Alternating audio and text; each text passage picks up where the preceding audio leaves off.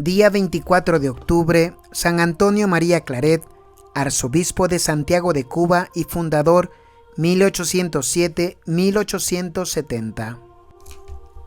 Pres y gala de la España del siglo XIX fue este varón extraordinario cuya portentosa vida nos proponemos compendiar. Encendida rosa de amor, de pura estirpe cristiana, campeó gallarda y floreció amorosa sobre las exóticas y rastreras plantas de libre pensamiento, masonismo y liberalismo que invadieron con particular saña a la península en aquel siglo nefasto y calamitoso. Humilde fue la cuna de nuestro bienaventurado, pero si nació a la sombra de humilde telar, después todo fue grande en la vida de este gran siervo de Dios, en frase de su provisor y más íntimo familiar. Y a la verdad que es muy acreedor a ese y más ponderativos juicios, quien juntó en su persona tantas y tan diversas vocaciones, porque fue apóstol de la palabra, predicando innumerables sermones, apóstol de la pluma, publicando muchísimos volúmenes, apóstol de la prensa, creando academias, librerías y bibliotecas, apóstol de la acción social católica y de los ejercicios espirituales. Fue catequista, misionero, formador del clero, director de almas, fundador de congregaciones, pedagogo y ángel tutelar de la Real Familia, en frase de Pío XI, pero sobre todo eminentemente santo. Nacimiento: modesto tejedor. El padre Claret nació en la industriosa villa de Salén, obispo de Vic en Cataluña, el 24 de diciembre del año 1807, en el santo bautismo que recibió el día de Navidad le llamaron Antonio Adjutorio Juan. Yo, después, escribe, por devoción a María Santísima, añadí el dulcísimo nombre de María, porque María Santísima es mi madre, mi madrina, mi maestra, mi directora y mi todo después de Jesús. Sus padres, Juan Claret y Josefa Clará, eran muy honrados y virtuosos consortes. Vivían del trabajo de una pequeña fábrica de tejidos de algodón de la que eran propietarios. Ya en su tierna edad, sintió Antonio fuerte inclinación al sacerdocio. Díganoslo él mismo.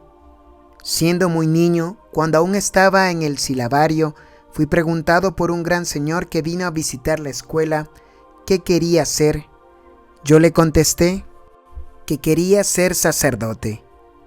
Comenzó a estudiar los rudimentos de la lengua latina y cuando su padre le puso a trabajar en la fábrica, estudiaba gramática en los ratos libres. A los compañeros que de ellos se admiraban les decía: estudio porque quiero ser sacerdote. Siendo de 17 años, pidió a sus padres que le enviaran a Barcelona, centro importantísimo de la industria textil.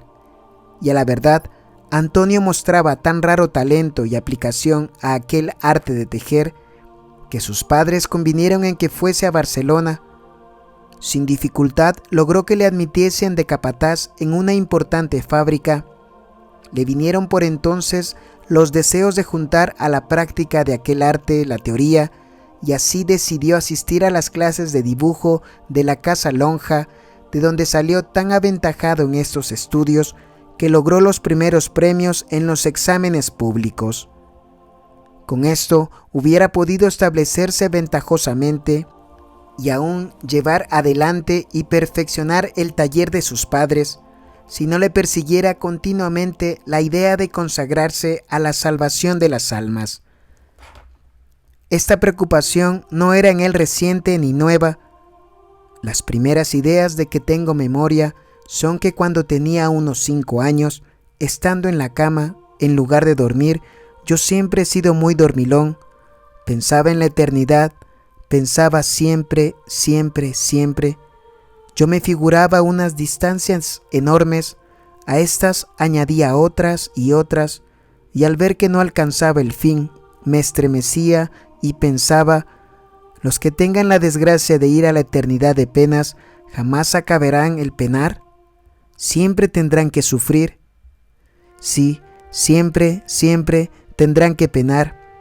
Esto me daba mucha lástima, Esta misma idea es la que me hizo trabajar mientras viva en la conversión de los pecadores.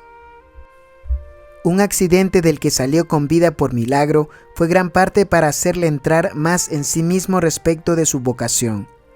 Se bañaba cierto día en el mar por mandato de los médicos cuando vino de improviso una ola fuerte que le arrastró lejos de la orilla. En trance tan apurado acudió a la Virgen María y al punto se dio sano y salvo en la playa.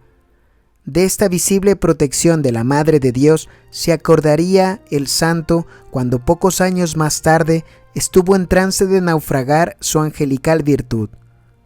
También aquí le ayudó a vencer la Virgen poderosa que después del triunfo puso con su mano purísima corona de albas azucenas en las sienes del vencedor. Entretanto, fue su padre a Barcelona para hablarle de negocios. Pretendía establecer una sociedad por acciones cuyos capitales servirían para ampliar la fábrica de Salent.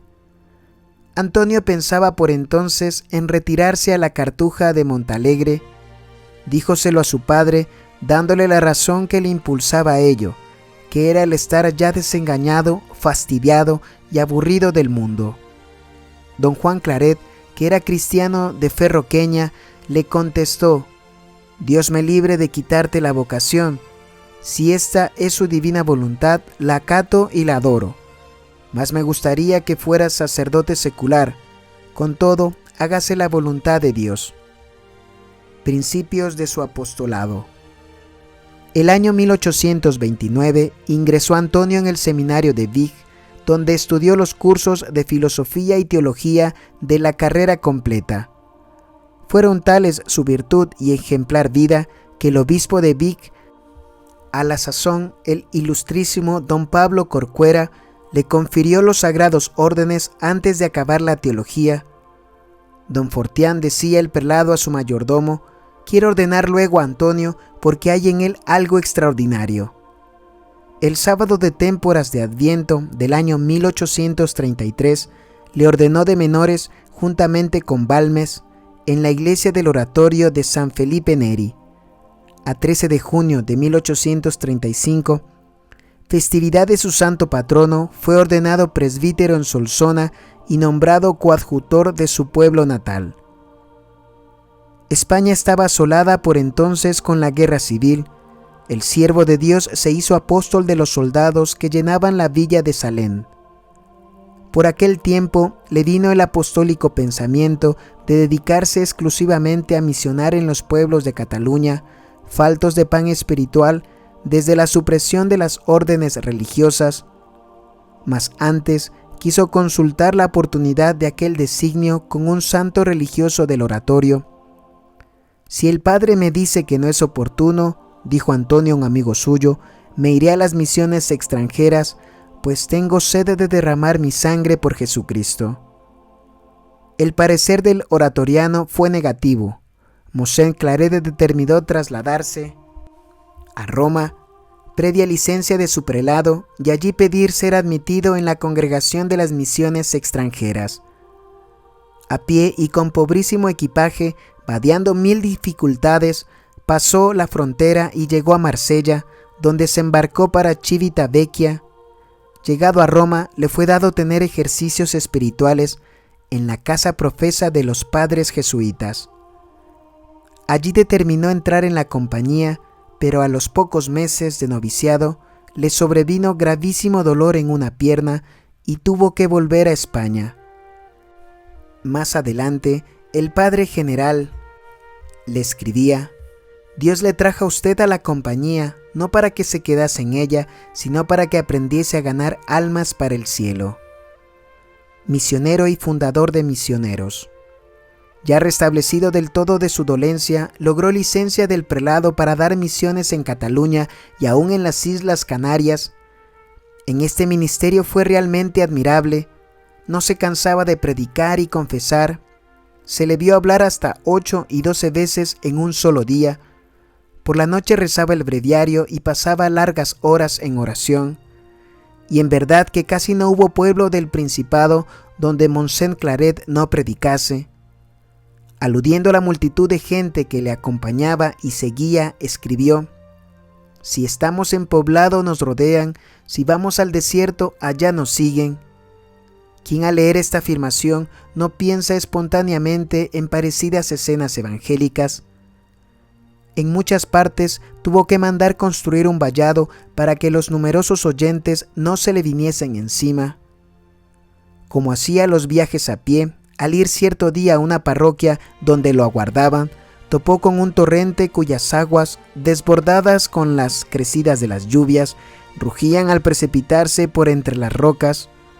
Tanteó el santo con un bastón en busca de lugar vadeable, pero no lo halló. Oyó entonces la voz de un mancebo que le llamaba: «¿Qué busca, padre?» «Un vado para cruzar el torrente, porque me urge llegar al pueblo». «No lo podrá cruzar», replicó el joven, «pero yo lo ayudaré». «¿Tú? ¿Y cómo podrás hacerlo?» «Ya lo verá». En diciendo esto, tomó a cuestas al santo misionero, lo dejó en la orilla opuesta y desapareció. Siempre creyó el santo que aquel mancebo había sido su ángel de la guarda, a quien tenía especialísima devoción. Solía comenzar los ejercicios de las misiones con el rezo del Santo Rosario, y para hacer duradero el fruto de la misión, repartía al fin medallas, rosarios, escapularios y opúsculos piadosos. Esto los alienta y enfervoriza, decía, y les da un piadoso recuerdo de la misión y de lo que han oído y practicado en ella. Ni qué decir tiene cuán necesario era por entonces la obra de las misiones. Las órdenes religiosas fueron suprimidas por leyes de 1835 y 1837. Más de 900 conventos fueron cerrados el año 1837, los bienes del clero vendidos y los religiosos expulsados. A los pocos años de estos sucesos, el día 10 de julio de 1849, el beato fundó una congregación cuyos miembros serían auxiliares suyos en la obra de las misiones. Les dio el hermoso y significativo nombre de misioneros hijos del Inmaculado Corazón de María, mostrando con ello cuánto amaba a la Inmaculada y cuánto esperaba para el instituto de su maternal protección. Pobreza, austeridad y vida de sacrificio. Para comprender el desprendimiento y lo voluntario de la pobreza del misionero catalán, recuérdese que su familia hubiera podido prestarle algunos socorros y de buena gana lo habría hecho si él los hubiese aceptado. Considérese, además, que de haber admitido estipendio por los sermones que predicaba o percibido intereses de los libros que daba a luz, esto solo habría bastado para ponerlo en una situación desahogada, y que a falta de estos réditos, los curas y personas piadosas habrían tenido a honor favorecerle. Solo de este modo se comprenderá en parte el mérito de su pobreza. Jamás llevaba dinero para comprar de comer o beber ni provisión de ninguna clase. Vivía materialmente de limosna muchas veces y llegaba en otras a sufrir verdadera necesidad. No tenía sino un manteo y un baladrán, este para los caminos, aquel para usar en las poblaciones, y una muda de ropa interior, la cual juntamente con el breviario, la Biblia y sus apuntes, llevaba en la mano atado con una cinta de algodón. El manteo y el balandrán fueron los mismos en todo el tiempo de las misiones. Parecía que Dios se los conservaba de milagro. Esta pobreza le obligaba a continuas y variadas mortificaciones. En la comida que hacía con los demás sacerdotes, no tomaba carne ni pescado, ni probaba vino o licores. Apenas dormía 4 horas cada día, y los más de estos hacíalo sin acostarse. Usaba cilicio y se disciplinaba con frecuencia. En los viajes iba constantemente a pie, a no ser que por la premura del tiempo se le indicase que tomara diligencia. Había hecho a Dios la promesa de no perder un momento y era tan rígido en cumplirla que no se permitía ni un pequeño descanso durante el día, y cuando después de largas y penosas fatigas de confesionario y púlpito, se le instaba para tomar algún alimento o responso, contestaba: ya descansaré de una vez cuando vaya al cielo. Su paciencia e igualdad de ánimo eran la admiración de cuantos le trataban. Nunca se le vio alterado, y a pesar de que sus enemigos levantaron contra él tan gran polvareda de calumnias y persecuciones, no se oyó de sus labios una sola queja contra ellos. Arzobispo de Santiago de Cuba.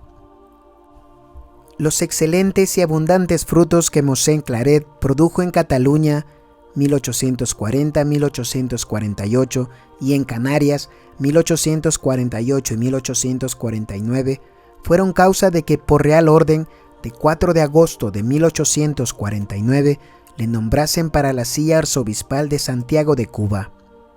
No quiso al principio aceptar aquel cargo por juzgarse indigno de tan elevado puesto, pero a instancias del Papa Pío IX se sometió y fue consagrado a 6 de octubre de 1850. Contaba apenas 43 años. Antes de embarcarse, dijo misa y veneró en la Catedral de Barcelona el cuerpo de San Olegario. El muelle del puerto estaba desde el amanecer atestado de gente que quería rendir tributo de veneración y agradecimiento al santo y abnegado misionero. Adiós, adiós hijos míos, les decía cuando le besaban el anillo, encomendadme a Dios, nos veremos en el cielo. Y la gente decía, qué cariñoso, qué humilde, qué santo, es el mismo de siempre, cuánto bien hará. Al llegar a Cuba, el ilustrísimo señor don Antonio María Claret era la situación religiosa de aquella hermosa isla deplorable en extremo. Reinaban en ella la inmoralidad, el concubinato y la ignorancia total de las verdades religiosas, en grado apenas creíble. Imposible parecía poder restaurar tanta ruina, pero la vida de los héroes de la santidad como San Antonio María Claret llena esta de imposibles realizados. Lo imposible es expresar con palabras el celo y ardor con que se dio a la reforma espiritual de su amada arquidiócesis. Empezó ordenando el seminario de Santiago y reformando algunos conventos religiosos. Entretanto, dio él mismo en su catedral una gran misión que duró toda la Cuaresma. Durante ella obró conversiones sin cuento. La última comunión general duró 6 horas. La ciudad quedó transformada. Antes de los 2 años de hallarse en la isla, había ya visitado toda la diócesis, obrando en los habitantes mudanza prodigiosa y casi increíble. 3 veces efectuó la visita pastoral en los 6 años de arzobispo en Cuba. En cada localidad daba él mismo 3 o 4 misiones, con repartición de objetos piadosos, como lo hacía en Cataluña.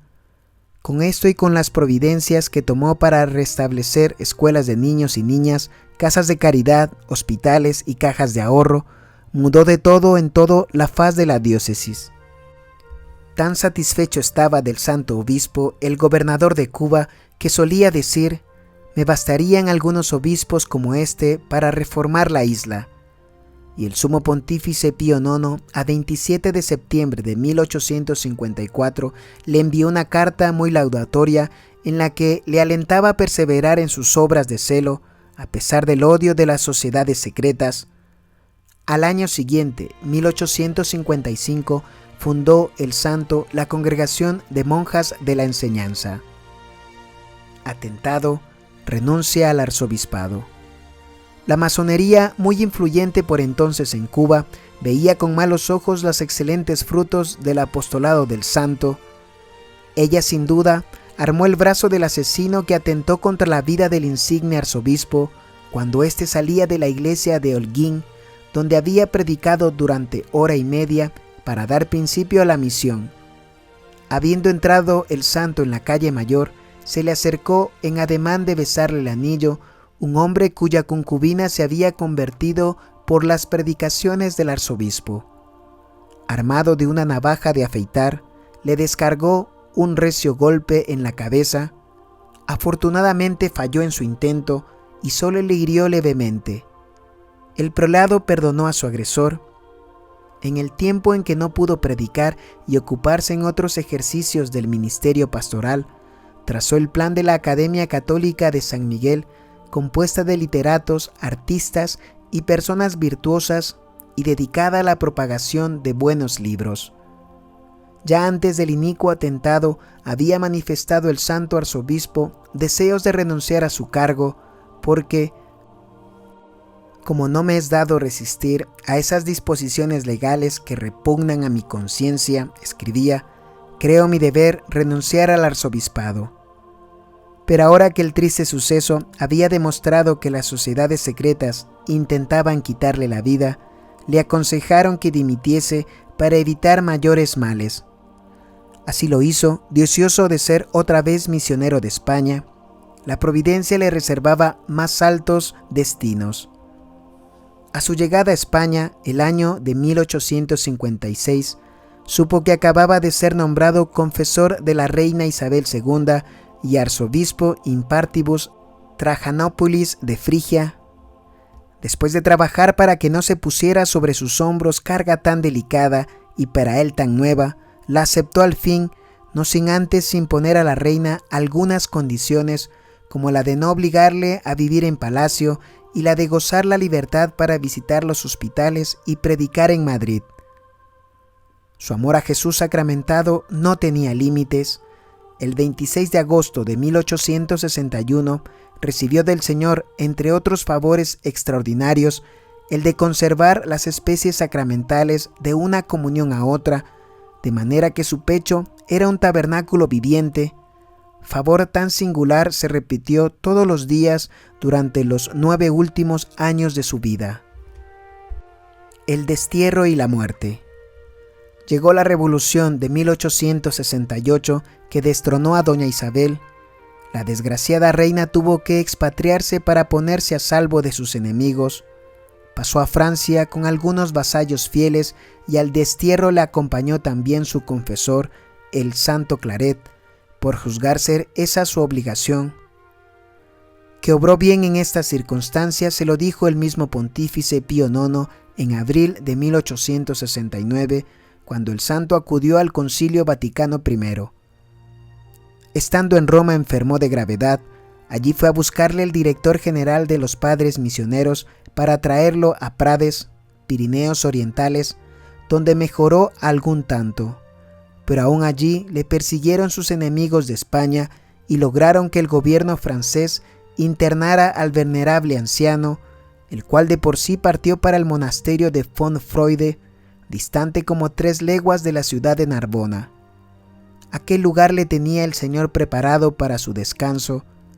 No obstante, los solícitos cuidados de sus hijos los misioneros y de los padres cistercienses, se agravó de tal modo la enfermedad que a los 2 meses de hallarse en el monasterio, a 24 de octubre de 1870, entregó su bienaventurado espíritu al Señor. No fue enterrado en la iglesia por oponerse a ello el gobierno francés, sino en la fosa común. De allí fueron trasladadas sus reliquias a la iglesia de los Padres del Corazón de María de Vic el año 1897. Ese mismo año obró el siervo de Dios el primero de los 2 milagros aprobados para su beatificación, mas luego ha venido favoreciendo a sus fieles y devotos con tantos y tan señalados prodigios que la Iglesia por boca de Pío XI, Papa de las Misiones, beatificó al insigne misionero del siglo XIX el 25 de febrero de 1934.